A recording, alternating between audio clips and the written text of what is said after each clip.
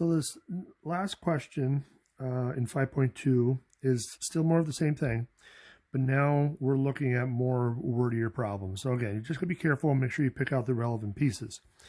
So we got our 16% of M&M's green. Mars Incorporated claims that 16% of its M&M plain candies are green. A sample of 100 M&Ms are randomly selected, or is randomly selected.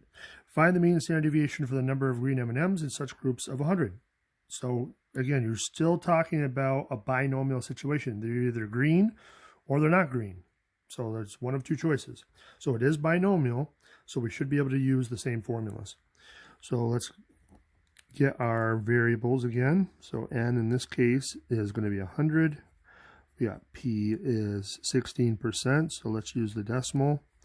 And so q must be 1 minus that, so 0.84. So now we got those, so the mean should be 100 times 0.16, so 16 green M&Ms. So that should be the average number of green M&Ms. Standard deviation, so if we plug in our NP and Q, and let's multiply that out. So we got 100 times 0.16 times 0.84 equals 1344. So we got the square root of 1344, which better be, let's say 3.66606. So again, number of decimal places, there's none in our mean. Let's go 1. So 3.7.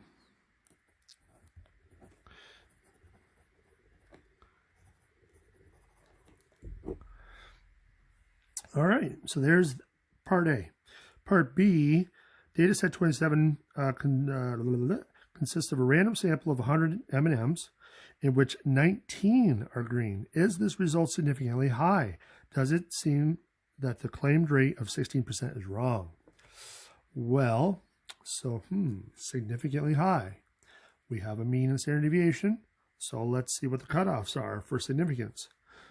So if we use our formulas, we're going to take the mean minus 2 standard deviations. So 16 minus 2 times 3.7, 8.6.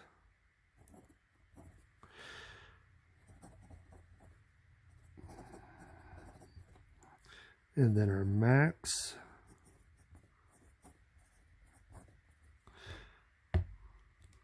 (16 plus 2 times 3.7, 23.4.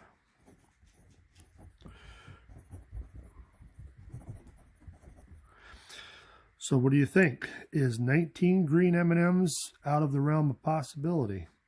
Is it significant? Is it significantly high?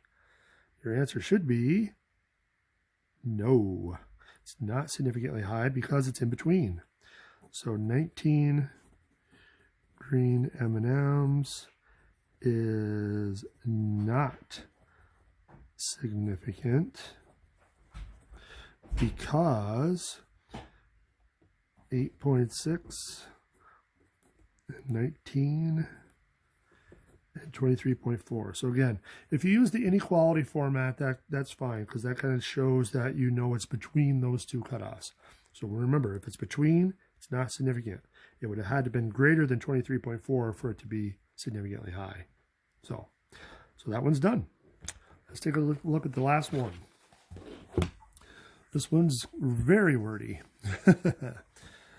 So job longevity. A headline in USA Today states that, quote, most stay at first job less than 2 years, end quote.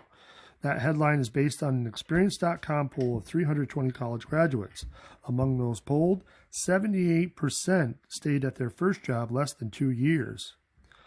So that's the data that they collected. They looked at 320 graduates, 78% of them stayed at their job for less than 2 years, so that's why they claimed that most stay at their first job less than 2 years. But now what's the truth? So assuming that 50% is the true percentage of graduates who stay at their first job less than 2 years, now again, that's looking at all graduates, not just this sample size. Find the mean and standard deviation of the numbers. Okay, so we can look at groups of 320, but using this 50% as your true percentage. Let's see what we get. So N better be 320. P is now the 50%, not 78. So 0.5, so Q better be 0.5 as well. So let's see what we get for a mean. So if we take half of 320, we better get 160 graduates. And standard deviation, 320 times 0.5 times 0.5, square root of 80, which I'm guessing is about 8.9. 8.94. So again, let's round it to 1, 8.9.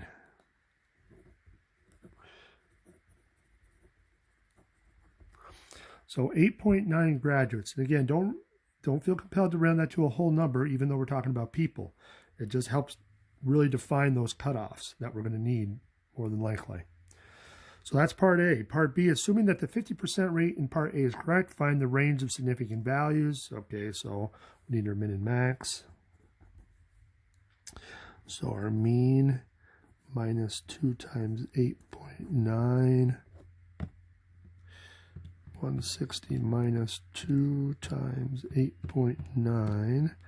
142.2.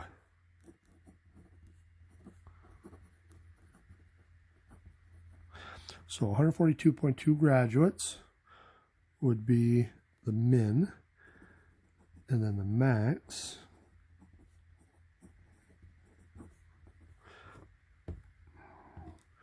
So 160 plus 2 times 8.9, 177.8.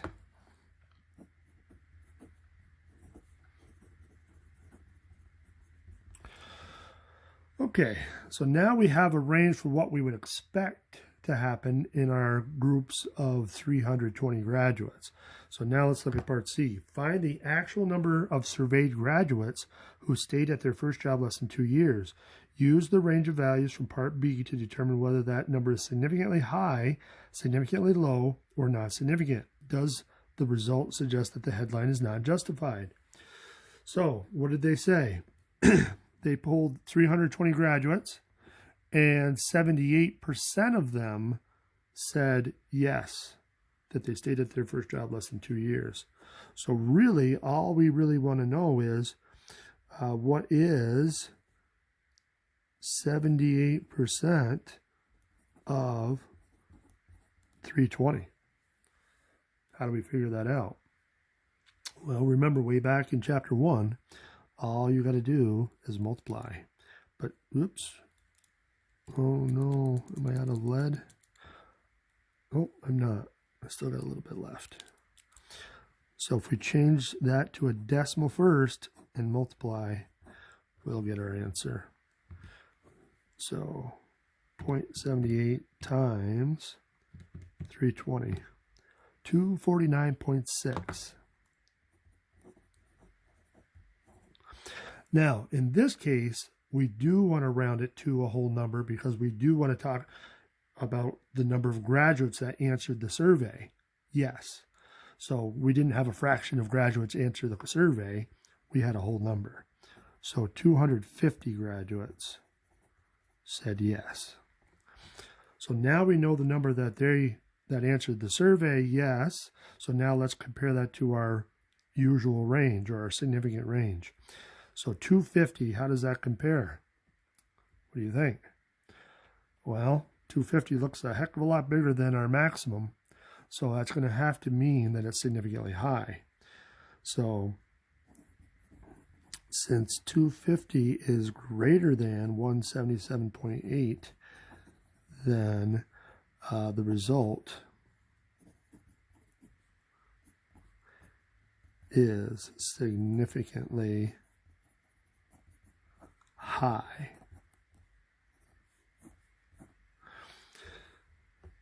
So that's pretty cut and dry. So now the last part just kind of frames the whole thing. This statement was given as part of the description of the survey methods used. Alumni were opted in to receive communications from experience, were invited to participate in the online poll, and 320 of them completed the survey. What does this statement suggest about the results? Well, what's some of the problems with this? So first of all, what if they weren't part of experience? Then they wouldn't have gotten those communications. And it was online. What if they don't have the internet? Then they're, strike two. So, and 320 of them completed the survey. What kind of response is that? That's voluntary. Remember, voluntary response samples are not generally a good way to do surveys. So, since the survey was to alumni who opted in, and the survey was voluntary, the results, or this statement, is unjustified. Something along those lines would be adequate as well. All right, so that wraps up chapter 5. So chapter 6 is coming up after we have our exams. So study, study, study. We'll see you in the next video.